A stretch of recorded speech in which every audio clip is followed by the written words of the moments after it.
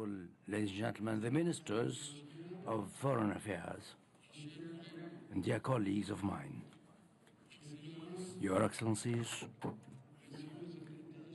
Your Excellency, Mr. Secretary General of the Organization of Islamic Cooperation, dear brothers, honorable ladies and gentlemen, heads of delegations, honorable ladies and gentlemen, Assalamu alaikum. Après avoir Having listened attentively to the recitation of the verses from the Holy Quran, I would like to express my sincere welcome to all of you to this 51. Dışişleri Bakanları Konsey Oturum Toplantısına hoş geldiniz demek istiyorum.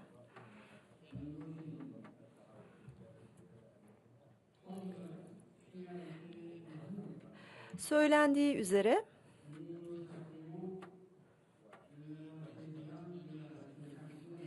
biz de 50. Dışişleri Bakanları oturumunun dönem başkanlığını üstlenmiştik.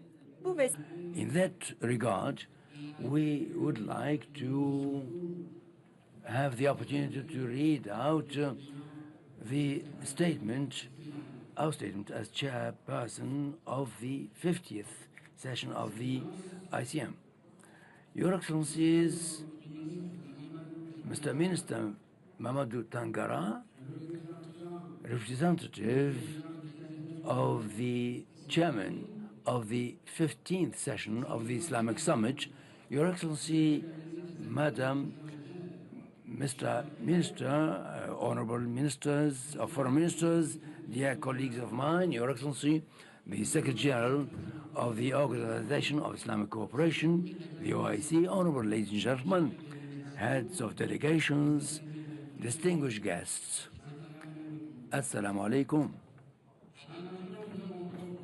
At the outset of my statement, this is a great privilege for me to salute, first of all, the presence amongst us of the high figures that have kindly responded to the invitation issued by the General Secretariat to attend these proceedings.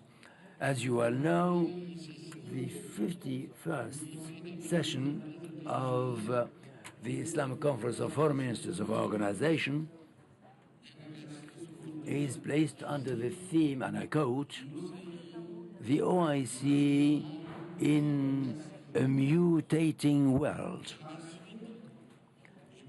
Afterwards, or thereafter, I would like to express my due gratitude and thanks to the high authorities of the Republic of Turkey for the particular attention for the delegation accompanying me and to myself, and the interest and the care we've been surrounded with since we arrived in this state, my country, Cameroon, and I wish to express due thanks for the excellent relations and our bilateral and multilateral relations,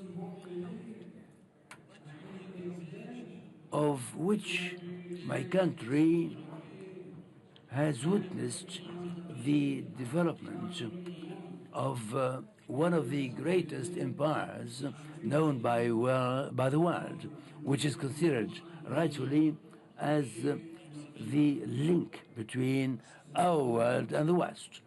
It is for me the opportune occasion, furthermore, to hail the action undertaken by Turkey within the framework of the IRC, within its values and ideals, as well as in favor of the ideals and causes of Islamic Ummah. This has been well reflected through the positive contribution, a significant contribution of this country to the implementation of the activities of the various organs and institutions of the OIC. I have in mind, in particular, COMSEC, the CESRIC, and so on.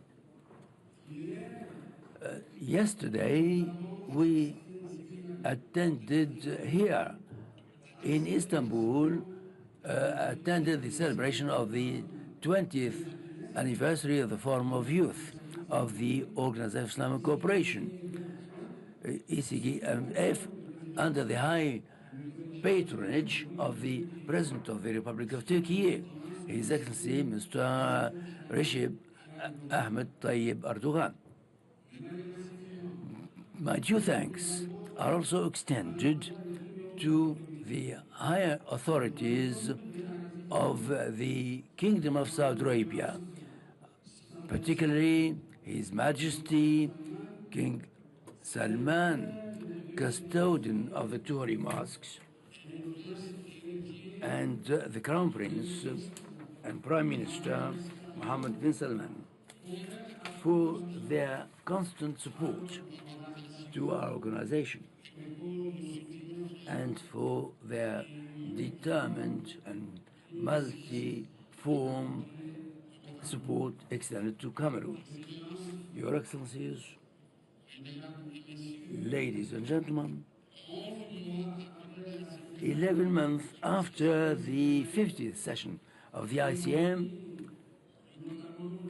that was hosted in August 2024 in Yaoundé, it is a great privilege for me, on behalf of the government of Cameroon and in my own person, to reiterate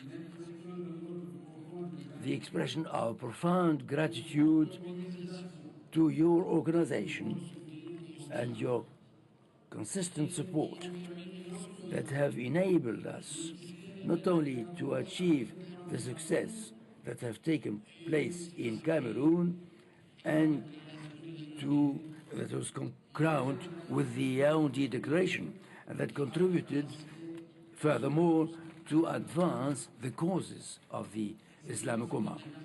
Your Excellencies, ladies and gentlemen, distinguished guests, as you all have noted, this chairmanship took place within an international context marked with the aggravated conflict in all across the world, including in the space of the OIC. In addition, since 15 June 2025, the region has entered in a new cycle of violence with the war between Israel and Iran, for which we have provided for a special session this afternoon. With regard to the situation in Gaza, our organization has undertaken multiple actions towards reaching a lasting solution to this crisis. It is within this optic that an extraordinary joint summit was organized with the League of Arab States on 11th November 2024 in Riyadh, and the 20th extraordinary session of the Council of Ministers of Foreign Affairs on the 7th of March 2025 in Jeddah. At these encounters, the Islamic Ummah has initiated, amongst others, the following actions: the condemnation of violence,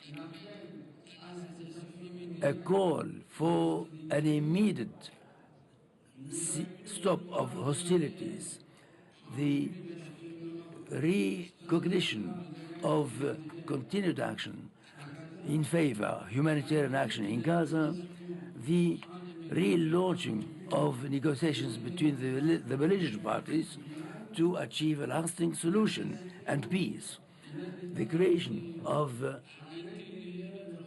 Palestinian state within its internationally recognized borders to live side by side with Israel in peace, security, and mutual respect. This is a commitment and a promise for a lasting, just and fair solution for all the Middle East. This session, in favor of which Cameroon, under the high patronage of the government of the head of state, is still firmly sustained. Under the current situation and with the conflict between Iran and Israel, we call for an immediate cessation of hostilities and to invite the two parties to negotiation, dialogue. If the time before us is taken advantage of, before the aggravation of the conflict. Your Excellencies, ladies and gentlemen, heads of delegations, distinguished guests, despite this difficult context, Cameroon, which is fully aware of the responsibilities of the mandate entrusted to it by Your Excellencies, has committed to work side by side with you and with your support during its chairmanship at the head of the CMA for the implementation of the resolutions adopted by our leaders at the 50th session of the Council. Given the time constraints, I shall not fail and I will not have sufficient time to give you a full and detailed overview of our actions. However, allow me to quote a few results and achievements that we have attained together. Under this register, I would like to reiterate my appreciation for the conclusions of the International Conference of Donors, for the mobilization of funds in favor of the refugees and for the benefit of the Sahel region and the Lake Chad region that was held in Jeddah in December 2025 and which allowed the collection of $1,100,000 in the form of donations, without failing to note that the objective of achieving the goals of the conference, for which we wish every success, such as to alleviate the sufferings of the peoples. We wish here to express our due thanks to the Kingdom of Saudi Arabia for its leadership under this file.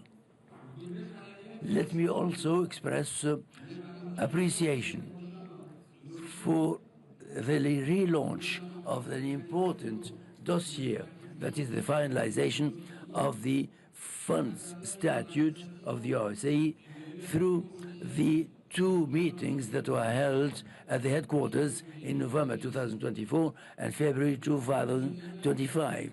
The project for the railway line between Dakar and the rest of the African countries that was held in Jeddah and Kingdom of Saudi Arabia on the 24th of February 2025, and the meeting of the Committee of the Permanent Representatives of Korea. Yet, these encounters have led to concrete recommendations similar to the adoption of the roadmap relevant to the maturation of the railway project Dakar-Port Sudan and the manifestation of interest of the funding partners for the said project, the submission to our examination for adoption of the statute for the humanitarian fund of the OIC. Now, with regard to the 10-year program of action of our organization for the period 2025-2036, the results achieved by the experts and who have worked under our directives and support, such as to accelerate the finalization of the proceedings and to expedite the entry of force after the end of the former plan, which will come to its end in December 2025. Similarly, I would like to underline the holding of the meeting of mid-term evaluation program for the implementation of the resolutions of 50th session that I have personally chaired together with His Excellency the Secretary General on 6 March 2025 at the headquarter state in 2025, and with the contribution of the different institutions. This meeting points, as it seems to me, indicating a better future to advance certain dossiers. I'm convinced that we could envisage the implementation and approved follow-up and for the benefit of our organization. I should like, therefore, humbly to suggest to my colleague from Turkey to experiment during their chairmanship of the 51st session of the CFM to give it a further vigor institutionally.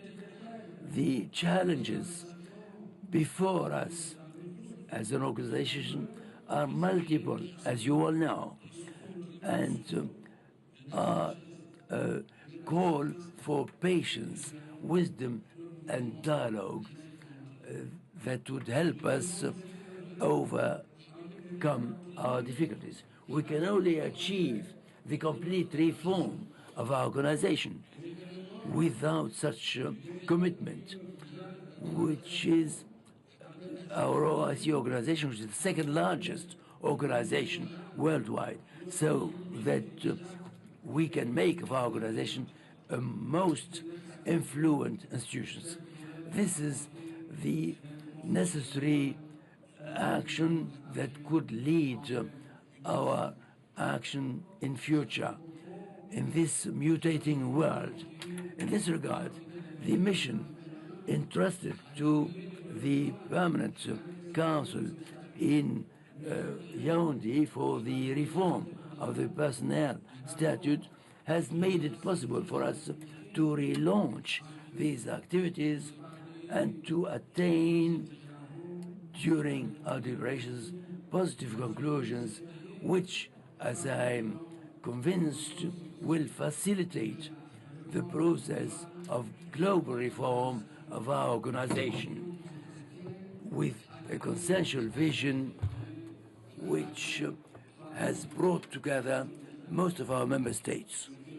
Excellencies, ladies and gentlemen, heads of delegation, distinguished delegates, at the time of ending the term of Cameroon at the head of the CFM, the second institutional decision mechanism of the OIC after the summit, I wish to extend to you, to the Secretary General, our greetings to the Secretary General for the efforts, considerable efforts made. Cameroon is honored for this trust bestowed in it. Once again, I wish to reiterate our sincere thanks to all. We thank you for your support during our term at the presidency of the 50th CFM. In addition, and with a great deal of pleasure, that I testify to our thanks to the Republic of Turkey for having accepted to organize these meetings in Istanbul for the second time after the welcome of the June session in 2004. I wish you full success, and I wish full success to His Excellency Hakan Fidan, and I wish him full success as he takes the chairmanship of CFM in accordance with the will of member states as translated in resolution 51 adopted unanimously in Yaoundé. While I reiterate our thanks, remain assured of the trust of our country to consolidate the gains of organization and to attain our objectives. Here I humbly congratulate the participants and the OIC organizations to continue providing its constant support. Justice, love, and solidarity among all people throughout the world without any discrimination. Vive l'Organisation de la coopération islamique, vive la coopération internationale. Je vous remercie de votre aimable attention. Shukran. I thank you very much for your attention. Thank you.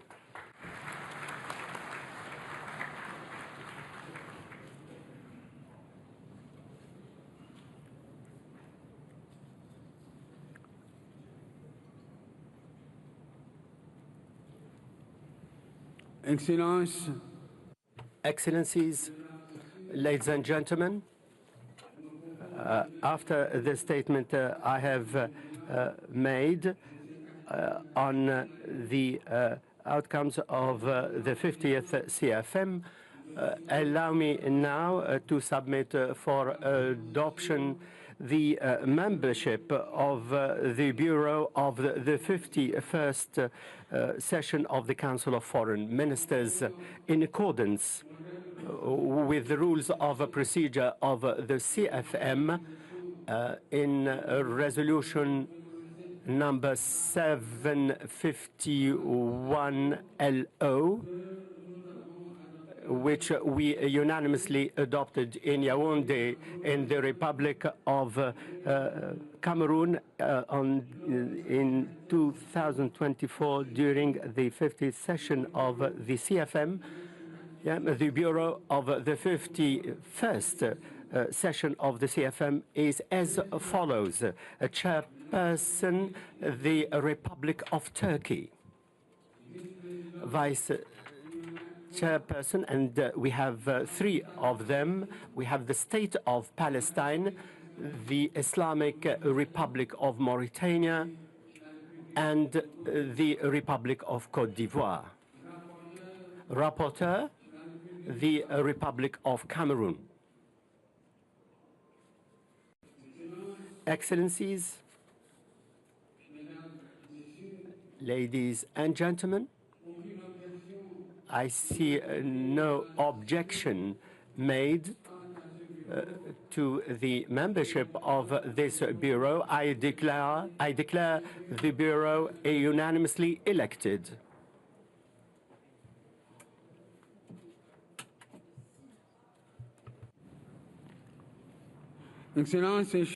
Excellencies, dear colleagues,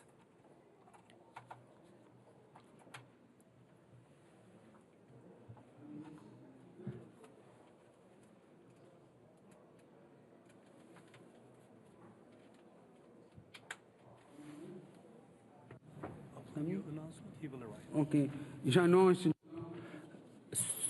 So I recognize the arrival of His Excellency, the Minister of Foreign Affairs of the Republic of Turkey.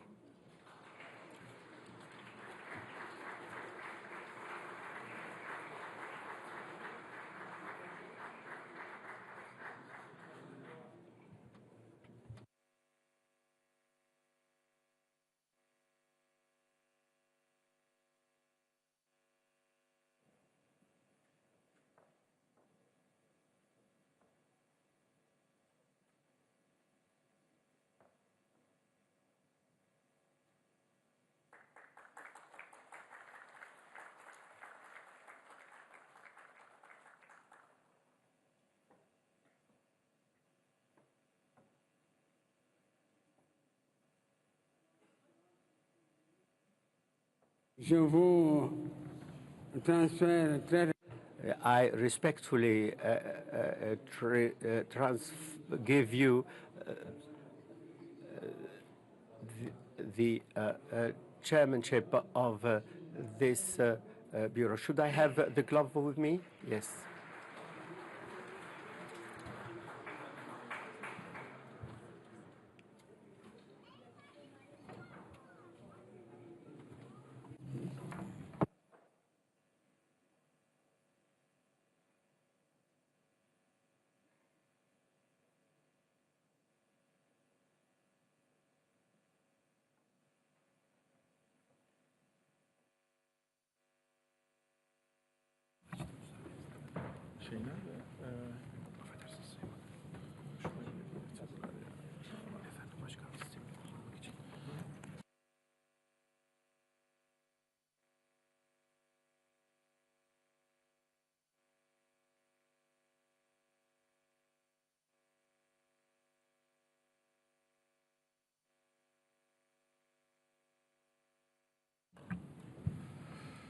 Bismillahirrahmanirrahim.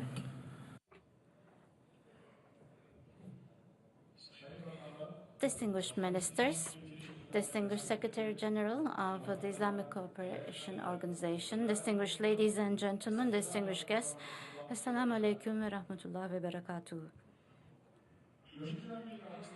This is the 51st session of the Council of Foreign Ministers that we are organizing in Istanbul with the theme of the OIC in a transforming world. Welcome.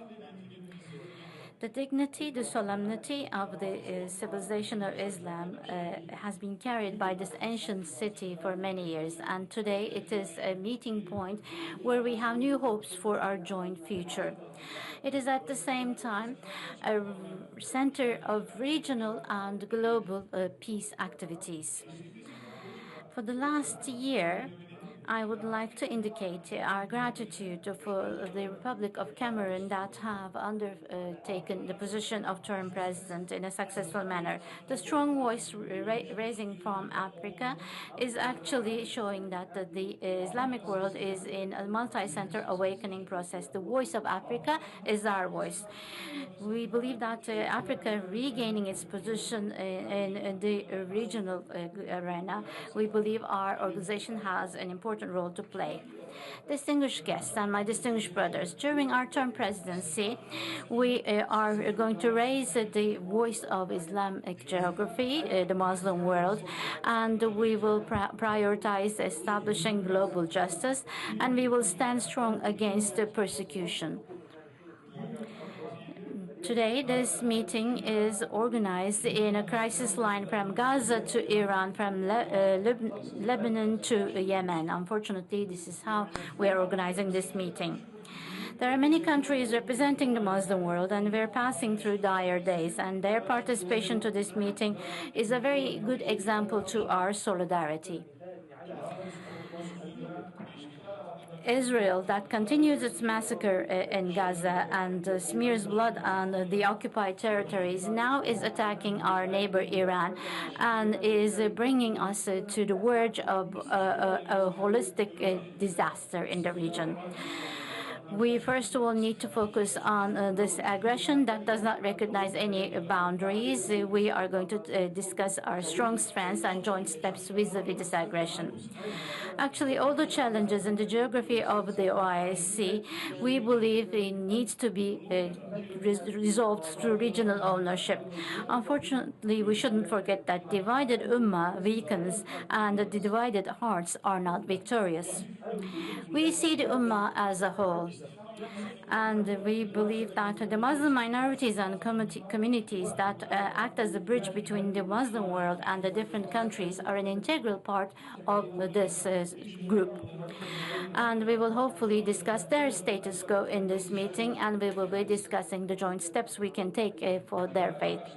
Distinguished brothers, multilateralism is the basis of international cooperation, but we're passing through a legitimacy crisis which is questioning the system itself. increasing intolerance, identity-based polarization, and the erosion of international law is actually increasing the global instability feeling. The protectionist policies have gained a dominant position in international relations.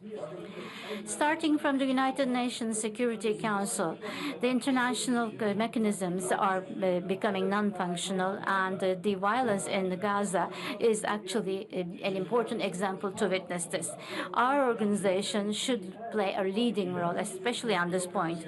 We are representing 1/4 of the population of the whole world, and Islamic countries that have immense resources should actually be a pioneer of a system, of global system that will defend justice and prioritize rights. The organization should adapt to new conditions, and we need to make sure that our organization adapts to these conditions. The fact that we have high representation to our meeting is showing our determinism that we want to act together and in unity, and it's showing our joint strength. In this turbulent period, Islam is actually the leading guidance that we are all in need of. In the Holy Quran, in the Ali Imran verse, it says, "And hold firmly together to the rope of Allah, and do not be divided."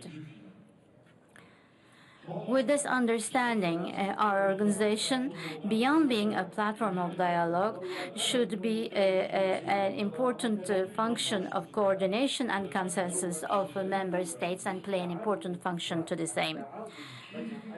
Turkey is a founding member of OIC, and we will continue to play a constructive and pioneering role for the full potential of the organization to be exhibited. During our term presidency, we will focus on 4 main areas in our activities: collaboration and solidarity on the ongoing crisis and focusing on the resolutions,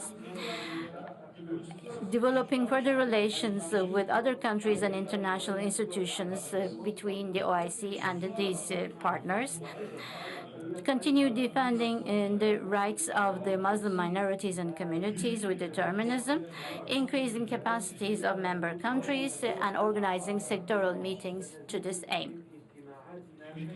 Distinguished participants, the ongoing aggression of Israel and occupationist policies makes sure that we have an Israel problem in our region in all its clarity.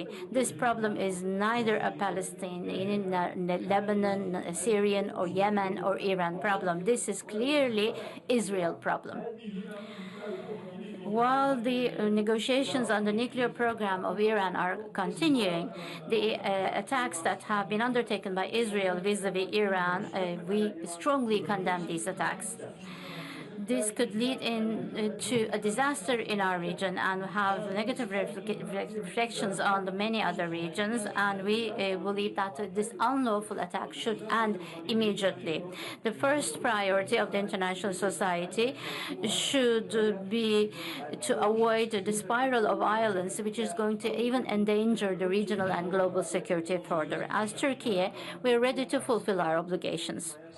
Under the leadership of His Excellency, the President of our Republic, we are supporting any diplomatic step to avoid the further escalation of the tensions, and we are constantly in contact with the relevant partners.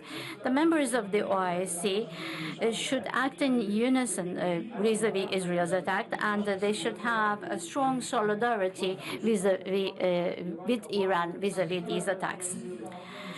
The massacre policies and the crimes against humanity of Israel against the Palestinians are continuing. It's not just in Gaza, but the Western Bank is being transformed into a war zone. The aim of Israel is to exile all Palestinians and undermine the two-state solution vision. Permanent ceasefire, releasing the hostages, and uninterrupted humanitarian access to the Gaza is our priority. The negotiations that are continuing to this aim are strongly supported by us. We would like to thank Qatar and Egypt for their efforts in this problem. The two-state solution and the just and permanent peace is only achieved through this two-state solution. The ongoing occupation in the Palestinian territory is the root cause of all the clashes in our region, and we can see this more clearly now. The Palestinian issue and owning Jerusalem is the reason of existence for the OIC. My distinguished brothers, vis-à-vis our joint efforts today with our Syrian brothers, we are walking towards a stable and welfare Syria target. And we're very happy that Syria is back in our organization. The loosening of the ongoing sanctions, and in a simultaneous manner, we should actually stand by our Syrian brothers. The Balkans are an ancient part of the Muslim geography, and we do not just have historical ties, but it's also carrying the signatures of our joint civilization and our fraternity. Our Muslim brothers living have passed through various challenges, and today they're standing against determinism and dignity vis-à-vis the threat of being divided. We should show that they're not alone, and the Muslim world is actually owning our Bosnian brothers. This is our joint task. The discrimination and secessionist rhetoric is totally condemned by us, and the revisionist approaches pertaining to religion and ethnicity are condemned by us. On the other hand, for 3 years there have been clashes that created deep pain in our Sudanese brothers. As Turkey, we are supporting all regional and international peace activities to resolve this crisis. And we are invited international society to sincerely contribute to peace and welfare and stability in Sudan. We should not forget that the resolution of this problem is not just important for the Sudanese people, but also for the whole continent and predominantly the Horn of Africa. On the other hand, Pakistan and Hindustan are, India are passing through some clashes, and this is actually putting forward the vulnerability in Southeast Asia of peace and stability. The decision of ceasefire between the parties is appreciated by us, and we do hope that this is going to be resolving the problem through dialogue. If the clashes starting from Kashmir is not resolved, the tension potential is going to increase. We should actually make the dialogue channels functional. A direct and healthy dialogue is going to be important for peace, security, and stability in Southeast Asia. In the island of Cyprus, there are 2 nations and 2 states. The Islamic world is an important unity, and the Turkish Republic of Northern Cyprus is represented as an observer in our family. But unfortunately, the Turks of Cyprus have been subject to unjust and inhuman isolation that have been imposed on them for decades now. We invite all the member countries to support the natural rights of the Turkish people living in Cyprus and support them directly. The Turkish Muslim minority and the Turkish population living in the Dodecanese are also subject to important violations that eliminates them to benefit from their fundamental rights. The interest of the OIC vis-à-vis this issue is important for the ethnic identities, the religious education and cultural rights are to be recognized by the Greek authorities. My distinguished brothers, our Ummah is great and strong, and we should use this strength to bring stability and welfare to our region. We should stand against all those people who are destructing their environment, and it is now the day that our organization should be one body and one soul to give one voice. Before I end my remarks, I would like to thank the representatives of our ministry and the Secretary General for the organization of this meeting. And the exchange of opinion and negotiations that we are going to undertake during the meetings, I believe, will bring fruitful results. During our term presidency, we will have closer cooperation with all the member states. And once again, I would like to thank you for your valuable support.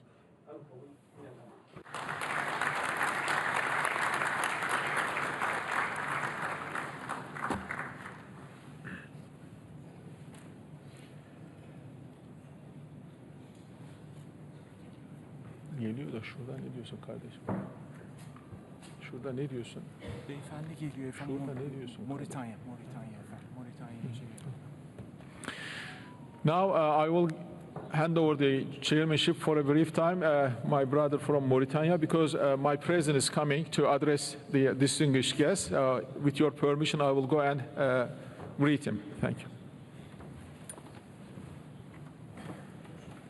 Buradan efendim. Buyurun.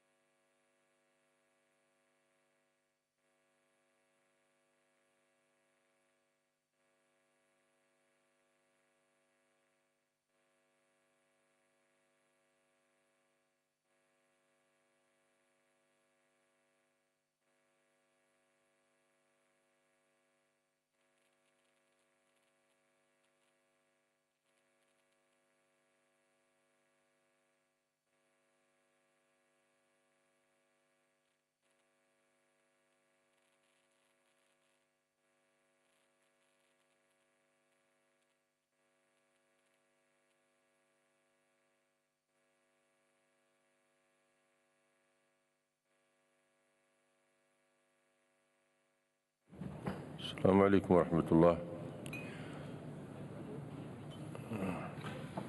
الكلمة الآن للسيد ميغيل أنخيل. We would like now to invite Mr. Miguel Moratinos, the representative of the United Nations for the Alliance of Civilizations and also the combat of Islamophobia.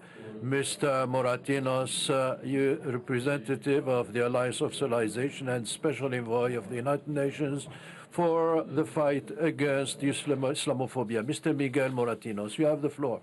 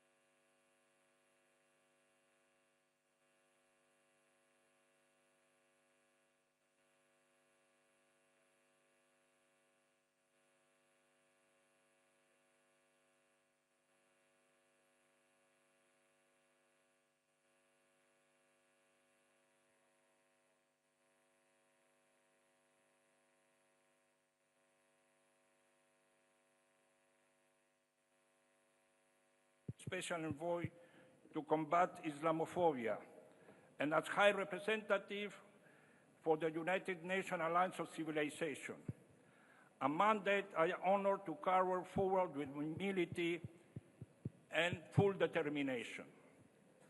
I seize this opportunity to thank the OIC member states for support for my new mandate. And I also congratulate the Republic of Turkey for taking over the chairmanship of the 51st session of OIC. My dear friends, around the world, Muslims continue to face discrimination and persistent dehumanization for no other reason than their faith. Furthermore, Muslims are often challenged with institutional discrimination and socioeconomic restriction. Such biases are manifested in the stigmatization and the unwarranted racial profiling of Muslims, reinforced by biased media representation and by the anti-Muslim rhetoric and policies of some political leaders. Many such acts of intolerance and suspicion may not be reflected into official statistics, but they degrade people's dignity of our common humanity. It's in this context that the adoption of the General Assembly Resolution 78-264 in 2024 on measures to combat Islamophobia is a high milestone in our collective effort to combat this scourge. The resolution condemns the incitement to discrimination, hostility, or violence against Muslims as manifested in the increasing number of incidents of desecration of the Holy Book, attack on mosques and religious sites, and insidious stereotyping of Muslims that too often goes unchallenged. My dear friend, Islamophobia is not merely a matter of prejudice. It is a violation of human rights, a threat to social cohesion, and affront to the principle enshrined in the UN Charter. Islamophobia is not confined to geographical boundaries. It manifests its overt violence, but also in the quietest cruelty of exclusion. When Muslim women are denied employment because of their health scare, when children are bullied in the school because of their name, when entire communities are survived or vilified in political discourse, that is Islamophobia. Equally concerning is the digital amplification of hatred. Online platforms have become fertile ground for the spread of anti-Muslim narrative, often reinforced by algorithms. The digital space, once hailed as frontier of freedom, is now too often a theater for hostility. My friends, but while the problem is global, so too must be the solution. Resolution 78-264 rightly emphasizes the transformative power of intercultural, interreligious dialogue. The United Nations Alliance of Civilization stands ready to deepen partnership, to promote mutual respect, coexistence, and understanding across faiths, culture, and sectors. Our work is not to defend any one religion, it's to defend the human right of all people to practice the religion or faith without fear. As a special envoy, I intend to work in close coordination with OIC member states and member states, civil society, faith leaders, and regional organizations to advance a comprehensive strategic rooted in prevention, education, legal protection, and awareness raising. This includes, to mention a few, support a national action plan and a strategy addresses Islamophobia, to work on content analysis, encouraging responsible media and digital governance to counter online hate speech, to establish a compendium to serve as resource hub, document incidents of Islamophobia based on a robust monitoring mechanism, to identify legislative gaps that may prevent the adoption of adequate measures to address Islamophobic incidents, to develop media literacy programs to promote critical thinking skills, to collaborate and coordinate with counterparts in other international regional organizations, including envoys to combat Islamophobia, to conduct visits to places where acts of Islamophobia are recurrent, engage with relevant stakeholders to find common ground in addressing this incident, to advance the mapping of religious sites through the UN Plan of Action of Safeguarding Religious Sites, which was developed by UN OIC. We will go to Astana in September to this summit of traditional religious leaders, and in Astana we'll present a specific plan to how to protect mosques and Islamic sites. Last but not least, to develop an action plan to combat Islamophobia that will be finalized in 2026. I also plan to convene a high-level event on addressing Islamophobia at the UN headquarters in New York in 2026. It will be good if we could have that on 14 March in honor of the International Day of Combating Islamophobia.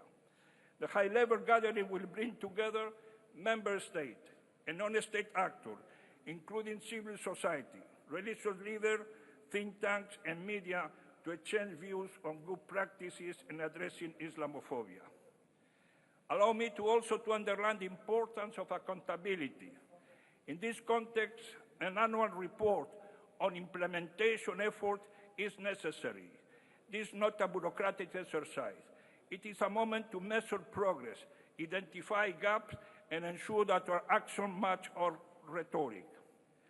In closing, let us remind ourselves that combating Islamophobia is not a task for Muslims alone. It's a global imperative requiring political will, moral courage, and sustained multilateral cooperation. Is the demonization of Islam in Europe and beyond is not acceptable, not justifiable. So 2 million of people in this world have the right to live in peace and dignity, free of fear and injustice. Let us reaffirm our shared vision.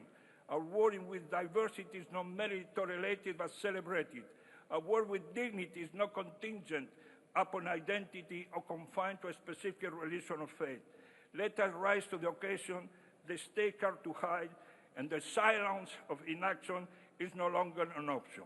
I thank you very much. Shukran.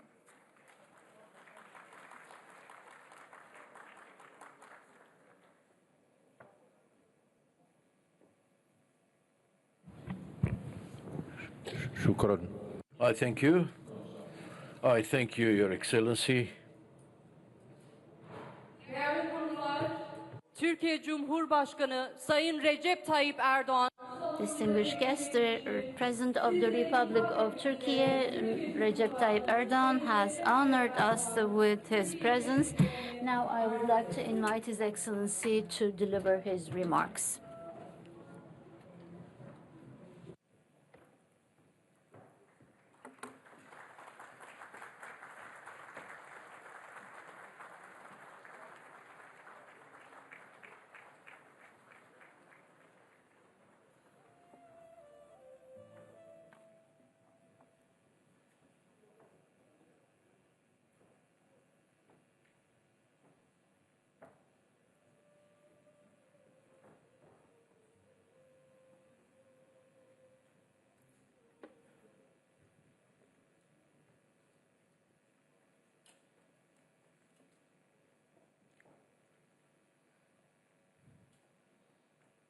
Bismillahirrahmanirrahim. Sayın Genel Sekreter, Esteemed Secretary General, esteemed Ministers of Foreign Affairs, my dear brothers and sisters, let me greet you all with warm regards and heartfelt feelings. Esselamu Aleyküm, Rahmetullahi ve Berekatüh. Today, I'm really happy and fortunate to be with you here with the esteemed representatives of the Islamic world.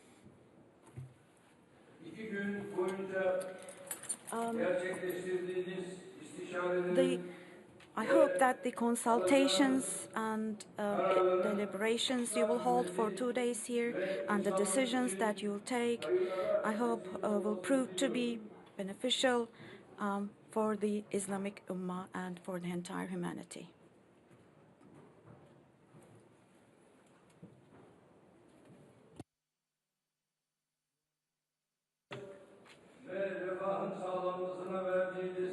I'm sure that you will once again announce to the whole world, make it clear to the whole world, the support of our organization for the achievement of global peace and prosperity through the decisions you will take here. The effects of the meeting at an extraordinarily critical time now will be felt not only in our countries, for sure, but hopefully all over the world. At the beginning of my speech, I once again commemorate with mercy our more than 55,000 brothers and sisters, more than 65% of whom are children and women, who were martyred by Israeli army in Gaza. And I wish healing to our 128,000 brothers and sisters who were injured in the same attacks in Gaza. Turkey knows the pain of our Palestinian brothers and sisters as our own pain and their sadness as our own sorrow. Our Palestinian brothers and sisters should know the following: no matter how dark the darkness of oppression is now, inshallah, God willing, justice will be manifested and victory will surely belong to those who believe. With God's permission, I sincerely believe that we will see good days. When we will talk about victories, we'll talk about joy and peace instead of suffering, cruelty and death. Distinguished guests, for the last 2 years now, we have been increasingly confronted with Israel's policies of occupation, destruction, and massacre. With the unconditional support of the Western powers, Israel continues to destabilize our region. First, they attacked Gaza and the West Bank. They have turned Gaza into a gigantic wreck in front of the eyes of the entire world. They have been bombing health facilities, schools, mosques, and churches. They have brutally slaughtered people who were waiting in line for help just to buy a sack of flour, a bowl of soup, or just a loaf of dry bread. Every day, hundreds of innocent civilians, mostly children and women, mind you, are deliberately martyred by Israeli forces. For 21 months now, our 2 million brothers and sisters living in Gaza have been struggling to survive in poor conditions that go far beyond even the concentration camps of the Nazis. In addition to Gaza, Israel also targeted Lebanon, Yemen, and Syria. In addition to air bombardments, they have tried to incite different groups within Syria against the government. So they have tried to trigger turmoil in Syria as well. And now, since the 13th of June, Israel's state terrorism is now being experienced by our neighbor Iran. I would like to say the following clearly. With all these attacks, the Netanyahu government has once again proved that it is the biggest obstacle in front of regional peace.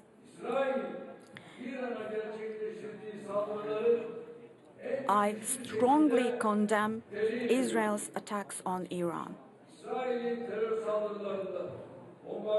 On behalf of my country and my nation, I offer my condolences for our Iranian brothers and sisters who lost their lives in Israel's terrorist attacks bombings and assassinations. We have no doubt that the Iranian people, with thousands of years of history, solidarity in the face of difficulties, and strong state experience, they hopefully, inshallah, will be able to overcome these challenging days. I also find it useful to underline the following. The way to describe and define Israel's attacks on Gaza, Lebanon, Yemen, Syria, and finally, most recently on Iran, is outright banditry. The measures taken by Iran to defend its people in the face of this state terrorism of Israel within the framework of self-defense are measures which are quite natural, legitimate, and legal. Dear brothers and sisters, what we are seeing day by day is the following. It is clear now that these aggressions, these aggressive actions, which violate international law, serve Israel's policy of strategic destabilization in the region. Of course, it is significant that the attacks took place at a time when negotiations on Iran's nuclear program were intensifying.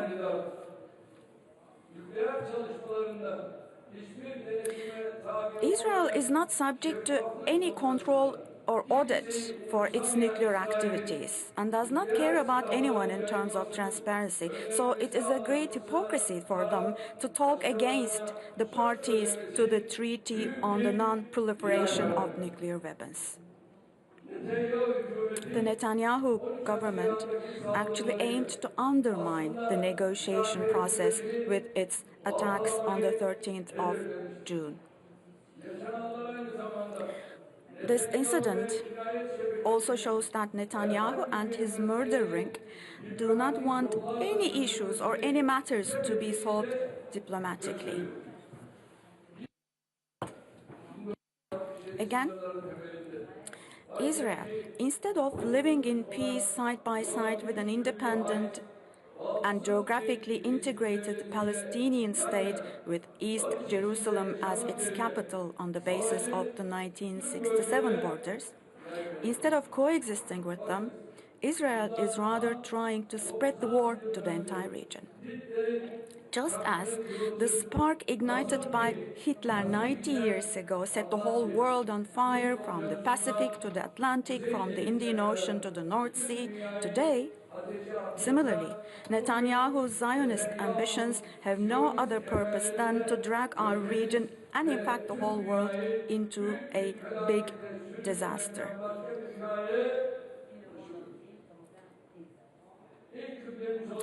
Targeting the sanctity of Masjid-i-Aqsa, our first Qibla, attempting to hijack the historical status of Al-Quds al-Sharif. Now, these are intentions to divide our region with some maps in mind. And these even now being talked about in the public. We see all of these as moves of an insidious plan. We are, in fact, well aware of what Netanyahu wants to do. Those who think that they can establish their security by drowning the region in fire, in conflict, chaos, and in tears are following a crude dream. Israel cannot ensure its own security by threatening the security of its own neighbors.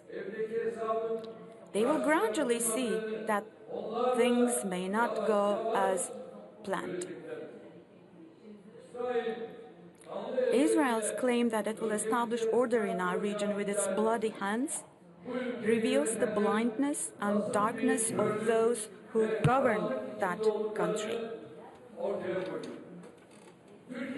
I would like to emphasize here that Turkey will not allow the establishment of a new Sykes-Picot order in our region, the borders of which will be drawn with blood. We will not sit back and watch the people of Gaza being punished with hunger, with state and settler terror in the West Bank, and attempts to destroy the historical status quo of Al-Aqsa Mosque and Jerusalem, the cradle of the Abrahamic religions. From here, I once again appeal to the international community, especially to the countries that have influence over Israel.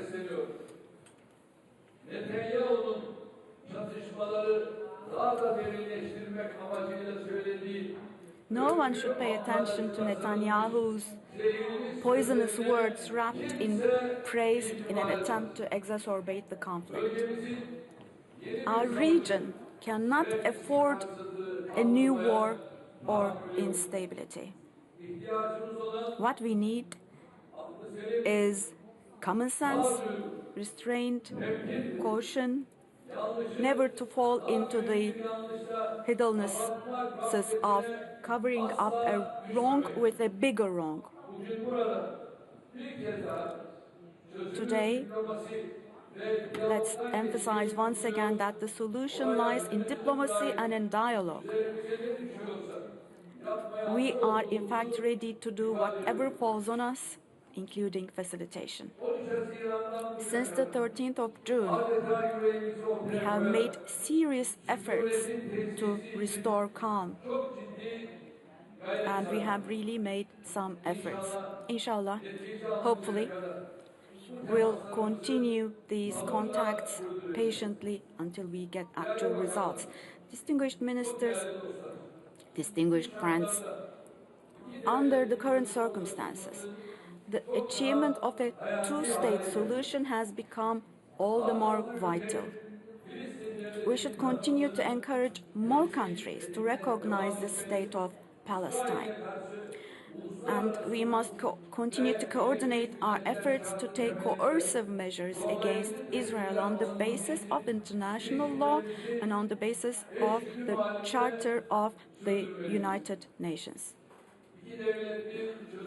We hope that the international conference to advance the two-state solution, which was planned to be held in New York this week under the leadership of Saudi Arabia, but was postponed due to the recent attacks. We hope this meeting will be organized at the earliest opportunity.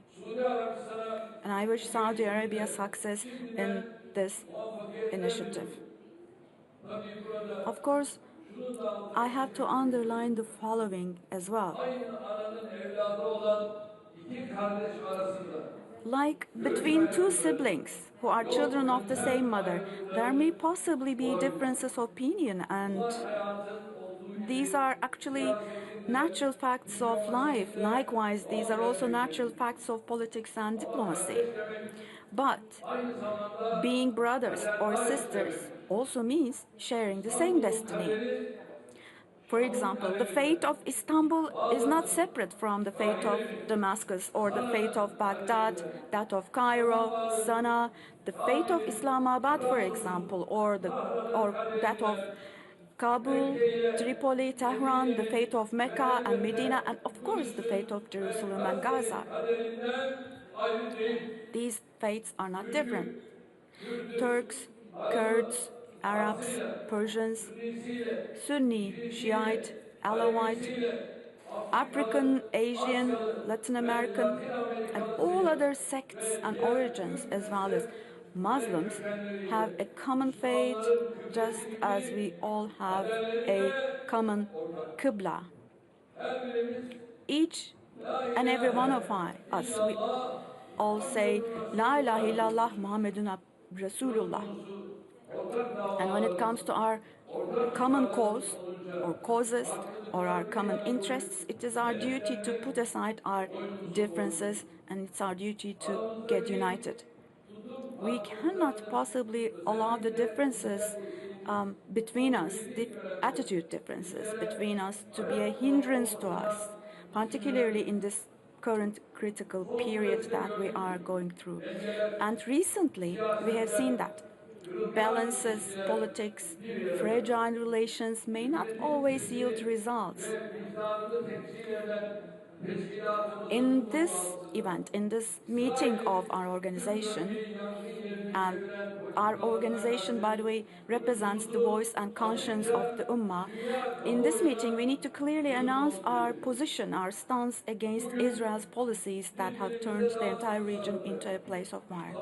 Today, we need to hold on to each other tighter, to tighten our ranks even more, to expand our boundaries of tolerance towards one another even more. That's what we need. We should take the following command of Rasul Ekrem, the Holy Prophet Muhammad, as our guide. He said the following, quote, 2 is better than 1, 3 is better than 2, 4 is better than 3. Get into an alliance, unquote, he said. Yes, we sincerely wish to reach the days when our Palestinian brothers and sisters will eventually achieve national unity among themselves.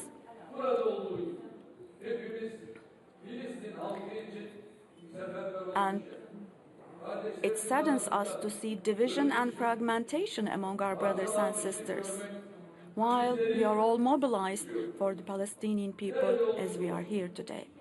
It is our sincere desire to pledge to unity and solidarity, whatever it is, regardless, against separation, against polarization. Dear guests, in a multipolar world, it is a must that the Islamic world of 2 billion people becomes a pole on its own. We are on the eve of a period in which the Islamic world will play a much greater role, but at the same time will assume more responsibility. Turkey's presidency of the Council of Foreign Ministers begins now in a period when the spiral of violence in our region is being triggered again by Israel, and stability and peace are being threatened. We need to show more solidarity to stop Israel's banditry in Syria, in Lebanon, and Iran as well, as it has done in Palestine. So we need solidarity. Our organization, since the day it was founded, has always carried the message of peace and dialogue, and it has always stood firm against all kinds of extremism. And from now on too, we'll fight back and overcome difficulties together. Our organization, with its 57 members, it is the second largest international organization after the United Nations. And as such, as an organization, it is in a better position to make it more efficient. It should be more efficient, it should operate as a tool of economic and social development. In verse 10 of Surah Al-Hujurat, Allah Almighty says the following, quote, believers are only brothers and sisters, so make amends between your brothers and sisters, and fear Allah that you may have mercy, unquote. For this, we will first resolve conflicts within ourselves. If we do not take ownership of our own issues with our own common sense and will, we end up serving the interests of others. As members of a common history, of a common civilization, and above all, as members of a common faith, we have the will and capacity to produce solutions on every issue that concerns our future. During our presidency, we'll continue to actively fight Islamophobia. I would like to take this opportunity to express our satisfaction with Syria's return to membership in the Organization of Islamic Cooperation and the progress made towards its reintegration into the international community. The glorious victory of our Syrian brothers and sisters by giving hundreds of thousands of martyrs, this victory has opened the doors of a new period. The Syrian people, thank God, look to their future with much more hope now in all respects. Turkey will continue to increase its multidimensional support to Syria so that Syria can stand on its own feet. Syria needs the support of all of us, meaning the entire Islamic world, in order to preserve its territorial integrity and its national unity, and in order to achieve lasting stability. I do sincerely believe that all member countries of our organization will make the necessary contribution to Syria in this regard. Furthermore, we should always pay close attention to the problems of Muslim minorities and communities. They act actually as a strong bridge between the countries of the Organization of Islamic Cooperation and other countries. So we should be in unwavering solidarity with Muslim communities in other countries. In this regard, we attach importance to the attitude and decisions taken by our organization so far. Another important point is, my dear brothers and sisters, is the following. We must not allow the UNRUWA, which performs an irreplaceable task of protecting Palestinian refugees, to be paralyzed by Israel. We expect our organization and individual member countries to disrupt Israel's games by supporting UNRUWA materially and spiritually. With the representative office to be opened in Ankara, we'll hopefully make our support to this UN agency more visible from now on. I would like to take this opportunity to congratulate Cameroon on its successful presidency and express my delight at the increasing weight of African members in our organization. Before I conclude my remarks, I hope that the 51st meeting of the Council of Foreign Ministers of the Organization of Islamic Cooperation will prove to be fruitful and beneficial for the Islamic world and for the entire humanity. May God help us all. I greet you again with warmest of regards, and please convey my warmest of regards and respect to our brotherly peoples through you. Thank you so much, and I entrust you all to God. Sayın Cumhurbaşkanımıza hitapları için şükranlarımızı. We thank Our Excellence, the President of the Republic of Turkey. He's now leaving the hall. To leave the Republic of Turkey, His Excellency Recep Tayyip Erdogan, for joining us today and for sharing that speech with us and for his invaluable contributions.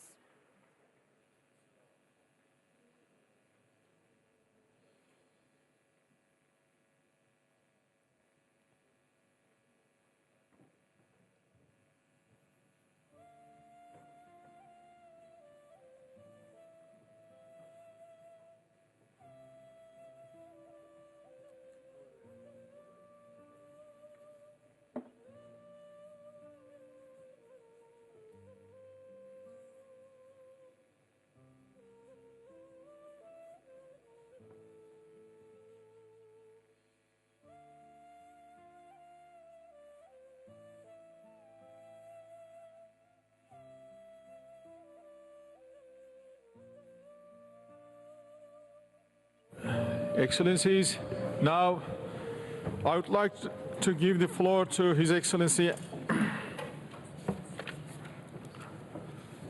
Mr. Philip Lazzarini, General Commissioner of UNRWA.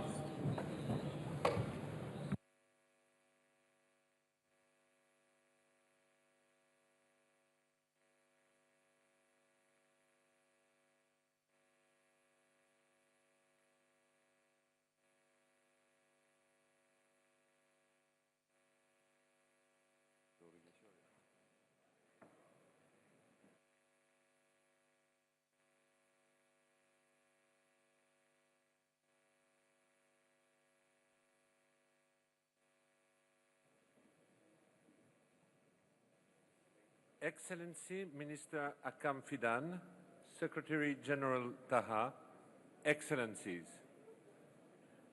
I welcome the opportunity to address you at a time of extraordinary challenges and dangerous escalation in the Middle East and the world. In Gaza, 2 million people are being starved. The newly created so-called aid mechanism is an abomination that humiliates and degrades desperate people. It is a death trap costing more lives than it saves. Food is weaponized and Palestinians are dehumanized without consequence. This is a culmination of 20 months of horror, inaction, and impunity. 20 months in which a confined, captive population has been relentlessly bombarded, besieged, and displaced. More than 55,000 people are reported killed, most of them women and children. Those still alive are shadows of their former selves, their lives forever changed by unspeakable trauma and profound loss. In the occupied West Bank, Palestinians have been displaced from camps in the north at level not seen since 1967. Public infrastructure is systematically destroyed, so Palestinians cannot return, and the demography of camps is permanently altered. Annexation is progressing steadily. Excellencies, across the occupied Palestinian territory, we are witnessing the implementation of a long-standing project to undermine the viability of a Palestinian state and to separate Palestinians from Palestine. So great is the desire to strip Palestinians from their refugee status and to sever the link to the occupied territory that UNRWA has become an objective of this war. At least 318 UNRWA personnel have been killed in Gaza since the war began, many with their families.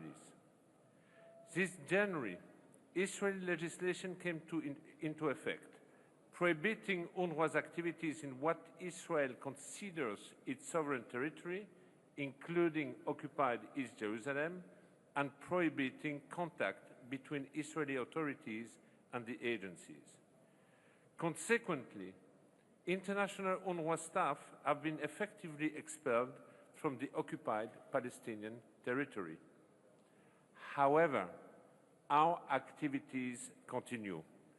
The courage and determination of our Palestinian staff, despite arrests, intimidation, and harassment, ensure the delivery of essential services to Palestinian refugees, including primary health care and education.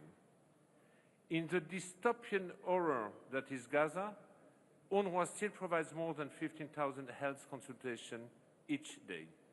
We also play a critical role in managing shelters, providing clean water, and removing waste. The objective of dismantling the agency also underpins the fierce disinformation campaign spearheaded by Israel. This campaign targets lawmakers and the public in countries that support UNRWA, strangling our funding for critical services to Palestinian refugees. Excellencies, UNRWA's financial situation is dire. Without additional funding, I will soon have to take unprecedented decisions affecting our operation across the region. Palestinian refugees will be impacted most severely. The loss of UNRWA's stabilizing effect on a region in turmoil will also be consequential.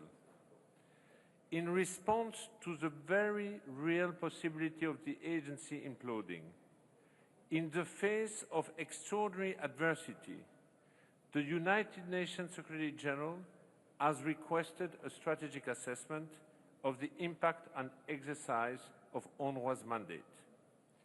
The strategic assessment will propose how the rights of Palestinian refugees might be protected amid the immense political, financial, and operational pressure the agency is under. This will require member states to take bold, decisive, and long overdue action. Excellencies, UNRWA is a tremendous asset if what we seek is a just and lasting solution to the question of Palestine and its people. A genuine, time-bound political process would allow the agency to finally transition its government-like services to empowered and prepared public institutions serving Palestinians. In the absence of an orderly transition, the sudden loss or reduction of UNRWA services will only deepen suffering and despair across the occupied Palestinian territory. It might spark unrest in the neighboring countries. This is something that the region cannot afford, especially now. So, I appeal to the Organization for Islamic Cooperation and its member states to throw their full political and financial weight behind efforts to safeguard Palestinian refugees' access to protection and essential services. I urge you to act now, before it is too late, for millions of people whose lives and future are in your hand. Thank you.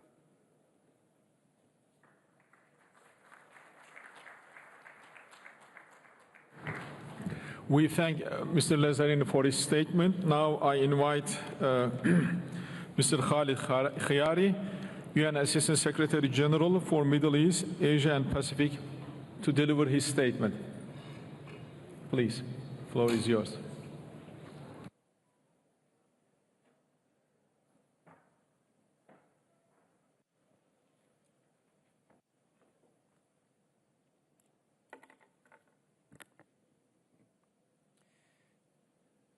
Your Excellency, Mr. Hakan Fidan, Minister of Foreign Affairs of the Republic of Turkey, Your Excellency, Mr. Ibrahim Taha, Secretary General of OIC, Excellencies, ladies and gentlemen, I am honored to be today here on behalf of United Nations Secretary General, Mr. Antonio Guterres, and I join others in offering many thanks to the Republic of Turkey for its generous hospitality. For millennia, Istanbul has served as a bridge between culture and the global center of trade in goods and ideas. This heritage of connectivity speaks directly to the heart of why we are here today, to promote dialogue and understanding, tolerance and peace. Excellency, challenges around the world continue to mount. Multilateralism, diplomacy, and international cooperation are needed more than ever. Nevertheless, we are increasingly witnessing these ideas being questioned or even abandoned. In this context, the significance of the long partnership between the United Nations and the Organization of Islamic Cooperation continues to grow. Our cooperation spans a wide array of issues of common interest and concerns. As we meet here, the military conflict between Israel and Iran has alarmingly intensified, causing significant human and material damage on both sides. I reaffirm the UN Secretary General's condemnation of military escalation in the region and his call upon all stakeholders to show maximum restraint and take steps to de-escalate with a view to reaching a ceasefire and avoiding any further expansion of the conflict. Constructive dialogue and diplomacy remain the best and only way to achieve a comprehensive and lasting peace. The Israeli-Palestinian conflict has endured for generations, defying hopes